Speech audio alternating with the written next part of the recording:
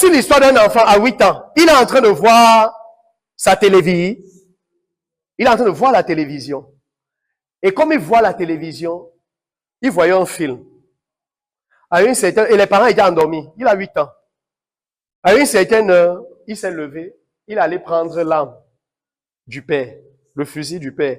Il est allé dans la chambre. Il a tiré sur la mère. Il a tiré sur le père. Et les deux sont morts.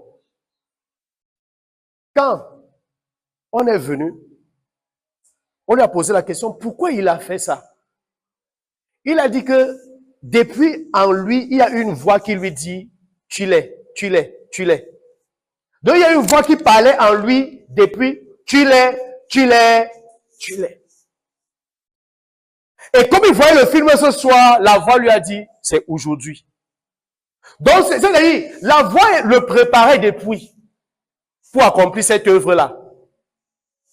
Il faut les tuer. Et comme il voit, c'est l'enfant qui a dit, hein, qu'il voit en lui qui ne faisait que lui dire, tu l'es, tu l'es, tu l'es. Et ce soir, comme il était en train de voir son film, la voix a dit, c'est aujourd'hui. Il a fait ce que la voix lui a dit. Pourquoi? C'est un enfant qui n'est pas exposé à la parole. C'est un enfant qui n'est pas exposé à Christ. Et si l'adversaire trouve n'importe quel lieu où il peut opérer, il va opérer. L'adversaire te souffle parfois, non? Pas vrai. Il y a quelqu'un à qui l'adversaire souffle ici. Si l'adversaire ne te souffle pas, ça veut dire que tu es vraiment un païen, c'est-à-dire un païen exponentiel. Donc, ça veut dire que tu es tellement païen que vraiment ton cas, c'est trop grave. Parce que là où il y a un peu de Christ, l'adversaire commence à pousser des choses en toi. Vous comprenez?